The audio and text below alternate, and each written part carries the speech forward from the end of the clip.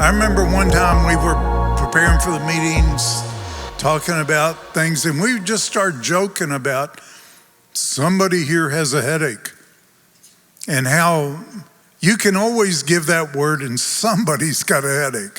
I mean, there are always people with a headache. And how people would start with that just to get going and things. We were making fun of it.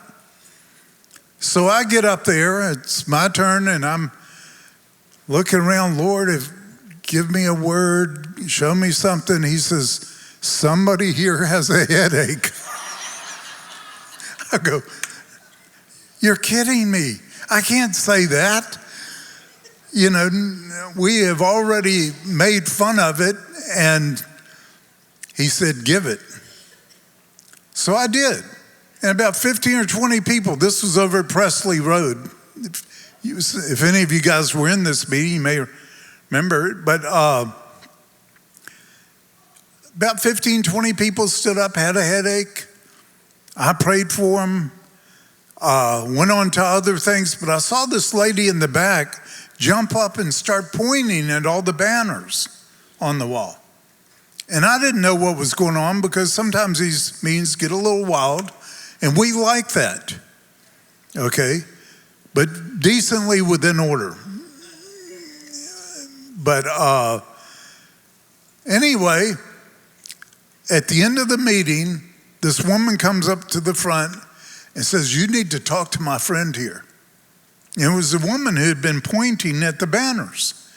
I said, yeah. And she said, when I came to this meeting, I was totally blind.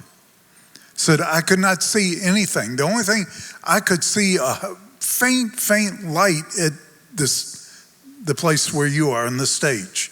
I mean, we had spotlights up there, and that's all she could see. And she said, I had just asked my friend to take me home because I got a headache and my head was hurting so bad I couldn't stand it. But as soon as you said somebody here has a headache, she said, I knew that was me. So I stayed. And then I got once I gave that word, the Lord gave me more. And I said, what's causing your headache is affecting your vision. She said, then I knew absolutely it was me.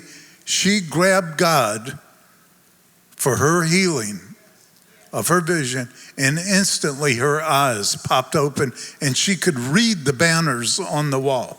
That's what she was pointing at. And when she came up front, she had this tiny little New Testament Bible that I probably couldn't read, and she was reading that small text.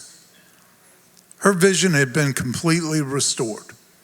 I mean, you don't know what's going to happen if you just step out, and for a while it didn't look good. You've got to be willing to look silly for a while. And you may not be justified, or you may not, that whole crowd may think, well, you just missed it. It's a good try, but you missed it.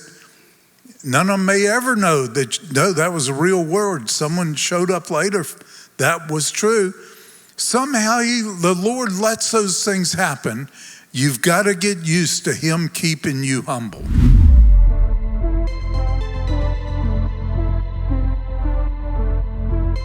I wanted to share with you about what the School of the Spirit meeting is. There's a fear in almost everybody when they start moving in the gifts of the Spirit. This is going to be wrong. I'm going to look stupid. I'm going to look silly. I can promise you that's all true. I don't care how powerful you get in prophetic ministry and all, the Lord's going to ensure that you are constantly made humble because He gives His grace to the humble. And if we're afraid to look bad, you're never going to work in this ministry. It's an opportunity for you to try anything, for you to step out in faith. This is a place where over time, I think you're going to find this is where you can come and try your wings. And you're going to fly if you just don't quit. Don't quit.